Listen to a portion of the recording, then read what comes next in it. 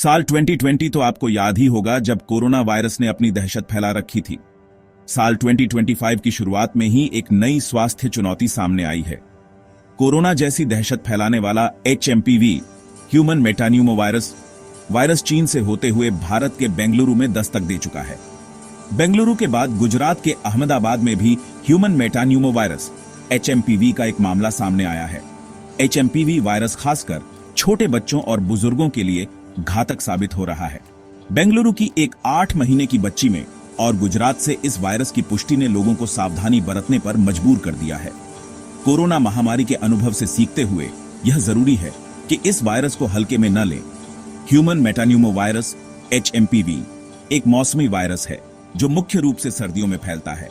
यह हमारे respiratory system श्वसन तंत्र को प्रभावित करता है और इसके लक्षण सर्दी जुकाम जैसे होते हैं। इस वायरस की पहचान सबसे पहले 2001 में हुई थी, लेकिन हाल के दिनों में यह चीन में तेजी से फैल रहा है और अब भारत में भी इसके मामले सामने आने लगे हैं। यह वायरस खासकर उन लोगों को अधिक प्रभावित करता है जिनकी प्रतिरोधक क्षमता कमजोर होती है। छोटे बच्चे, इनका इम्यून सिस्टम पूरी तरह विकसित नहीं होता। बुजुर्ग, उम्र बढ़ने के साथ शरीर की प्रतिरोधक क्षमता कम हो जाती है। अस्थमा मरीज यह वायरस सीधे श्वसन तंत्र पर अटैक करता है। क्रॉनिक बीमारियों से ग्रस्त लोग जैसे डायबिटीज या हार्ट की समस्या। और क्या आपको पता है HMPV वायरस नया नहीं है। भारत में 21 साल पहले मिला था पहला केस। सबसे ज्यादा इन लोगों को खतरा भारत में HMPV के अब तक 7 मामले सामने आ चुके हैं। वहीं चीन में इस वायरस के संक्रमण से जुड़े केस बढ़ते जा रहे हैं।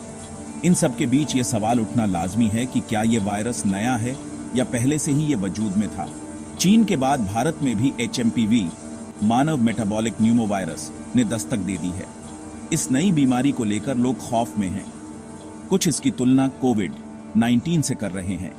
इस बीच भारत सरकार ने लोगों से अपील की है कि इसको लेकर चिंता करने की जरूरत नहीं है। इसके मामलों में वृद्धि से कोविड जैसा प्रकोप नहीं होगा। ये कोई नई बीमारी नहीं है। अब ऐसा में सवाल उठता है कि आखिर ये बीमारी आई कहां से और ये कितनी पुरानी है। भारत में सोमवार को HMPV के 7 मामले सामने आ चुके हैं। इनमें 2 बेंगलुरु, नागपुर और तमिलनाडु में और एक अहमदाबाद में पाए गए हैं। चीन में श्वसन संबंधी इस नई बीमारी के उछाल के बीच केंद्रीय स्वास्थ्य मंत्री JP नड्डा ने चिंताओं को दूर करते हुए कहा कि मामलों में वृद्धि से कोविड जैसा प्रकोप नहीं होगा। स्वास्थ्य मंत्रालय के अनुसार HMPV कोई नया वायरस नहीं है। इसकी पहली बार पहचान 2001 में हुई थी और यह सालों से दुनिया भर में फैल रहा है। वहीं विशेषज्ञों ने कहा कि HMPV के लिए शायद ही कभी अस्पताल में भर्ती होने की जरूरत पड़ती है, इसलिए यह ज्यादा चिंताजनक नहीं है। ह्यूमन मेटान्यूमो वायरस या HMPV एक श्वसन वायरस है जो मानव फेफड़ों और श्वसन नली में इंफेक्शन पैदा करता है। यह सामान्य तौर पर ऐसी स्थितियां पैदा करती है जो सामान्य सर्दी या फ्लू में होता है। पहले से ऐसी बीमारियों या एलर्जी से ग्रस्त लोगों में इस वायरस का संक्रमण आम बात है। HMPV बच्चे, बूढ़े और उन युवाओं के लिए संवेदनशील हो सकता है जो किसी ऐसी ही बीमारी से ग्रस्त हो और अधिक कमजोर हो गए हो। निमोनिया या ब्रोंकाइटिस HMPV अलग अलग मौसमी पैटर्न में फैलता है जो अक्सर सर्दियों में बढ़ जाता है। मानव मेटान्यूमो वायरस HMPV से पीड़ित होने पर आमतौर पर खांसी, छींकने, घरघराहट, बहती नाक या गले में खराश जैसे लक्षण सामने आते हैं। अधिकांश मामले हल्के होते हैं। कोरोना से अभी लोग ठीक से उबर भी नहीं पाए थे। इसी बीच HMPV एक नया खतरा बनकर बढ़ने लगा है। सबसे पहले चीन से खबरें सामने आई कि देश में इस वायरस के संक्रमण ने अस्पतालों और श्मशान में भीड़ बढ़ा दी है। सोमवार 6 दिसंबर को भारत में भी इस संक्रामक रोग का पहला मामला सामने आया। ह्यूमन मेटान्यूमो वायरस HMPV इन दिनों दुनिया भर में चर्चा का विषय बना हुआ है। कोरोना से अभी लोग ठीक से उबर भी नहीं पाए थे। इसी बीच HMPV एक नया खतरा बनकर बढ़ने लगा है। सबसे पहले चीन से खबरें सामने आईं कि देश में इस वायरस के संक्रमण ने अस्पतालों और श्मशान में भीड़ बढ़ा दी है। संक्रमण के सबसे ज्यादा शिकार बच्चे पाए जा रहे हैं। चीन के बाद HMPV का प्रसार अन्य देशों में भी होने लगा है। सोमवार 6 दिसंबर को भारत में भी इस संक्रामक रोग का पहला मामला सामने आया। अब तक इस वायरस को लेकर मिल रही जानकारियों के मुताबिक ह्यूमन मेटान्यूमो वायरस काफी हद तक कोरोना वायरस से मिलता जुलता है और इसके लक्षण भी कमोबेश एक जैसे ही हैं। कोरोना की तरह ही ह्यूमन मेटान्यूमोवायरस भी श्वसन तंत्र को प्रभावित कर रहा है, जिसके कारण लोगों को सर्दी जुकाम और सांस से संबंधित जटिलताएं हो रही हैं। ह्यूमन मेटान्यूमोवायरस इन दिनों भले ही चर्चा का विषय बना हुआ है, पर यह कोई नया वायरस नहीं है, बिल्कुल उसी तरह जैसे कोरोना था। 2019 के आखिरी महीनों में भले ही नोवेल कोरोना वायरस के मामले सामने आए और दुनिया भर में खूब तबाही मची, पर इससे पहले ये 2002-03 में भी फैल चुका था। इसी तरह HMPV दुनिया भर में 60 साल से अधिक समय से है और पिछले करीब 25 साल से हम सभी इसके बारे में जानते हैं। चीनी रोग नियंत्रण एवं रोकथाम केंद्र चीन CDC के अनुसार HMPV न्यूमोविरिडे फैमिली और मेटान्यूमोवायरस जीनस से संबंधित है।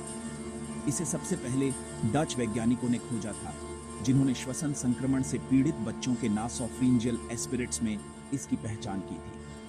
साल 2018 में अनुमानतः इस संक्रामक रोग के कारण 11,300 लोगों की मौत हुई। तो दोस्तों, अगर आपको हमारा वीडियो पसंद आया तो प्लीज लाइक, शेयर और सब्सक्राइब करें और कमेंट में जरूर बताएं कि आपको यह वीडियो कैसा लगा। धन्यवाद। भारत में HMPV के अब तक 7 मामले सामने आ चुके हैं। इनमें 2 बेंगलुरु, नागपुर और तमिलनाडु में और एक अहमदाबाद में पाए गए हैं। चीन में श्वसन संबंधी इस नई बीमारी के उछाल के बीच केंद्रीय स्वास्थ्य मंत्री JP नड्डा ने चिंताओं को दूर करते हुए कहा कि मामलों में वृद्धि से कोविड जैसा प्रकोप नहीं होगा।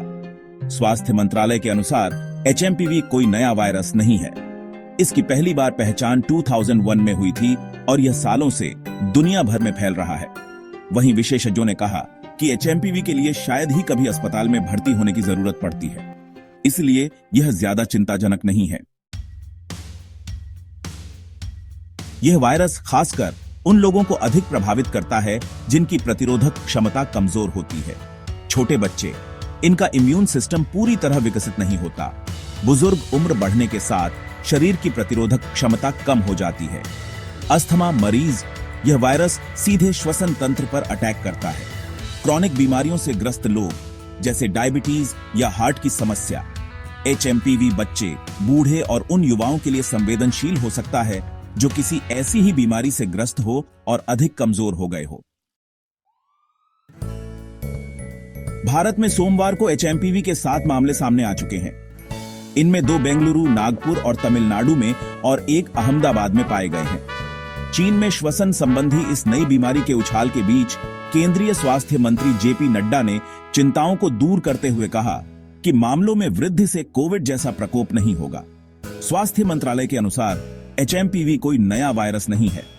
इसकी पहली बार पहचान 2001 में हुई थी और यह सालों से दुनिया भर में फैल रहा है।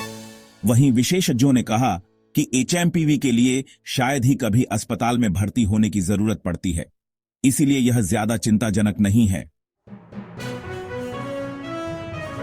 So let's talk about the symptoms and spread of the HMPV virus. The symptoms are quite similar to those of other respiratory viruses.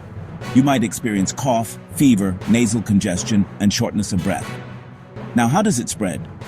Primarily through respiratory droplets when an infected person coughs or sneezes. It's also possible to catch the virus by touching surfaces contaminated with these droplets and then touching your face. Now you might be wondering how HMPV compares with COVID-19. Well, both viruses cause respiratory illness, but there are some differences. COVID-19, caused by the SARS-CoV-2 virus, tends to have a wider range of symptoms, including loss of taste or smell. Additionally, COVID-19 has a higher rate of severe illness and complications. On the other hand, HMPV is generally less severe, but can still be dangerous, especially for young children and the elderly. Let's dive into a bit of history. Human metapneumovirus, or HMPV, was first discovered in the Netherlands in 2001. However, studies suggest that the virus has been circulating in humans for at least 50 years. It's part of the Paramyxoviridae family, which also includes other significant respiratory pathogens like the respiratory syncytial virus. Understanding its historical context helps us appreciate the ongoing efforts to combat it. In conclusion, HMPV is a noteworthy respiratory virus that shares similarities with other viruses like COVID-19, but also has its own unique characteristics. Awareness and understanding of its symptoms, spread, and historical background are crucial in managing and preventing its impact. Remember, maintaining good hygiene practices and staying informed are key steps in protecting yourself and others. Thank you for watching, and stay safe.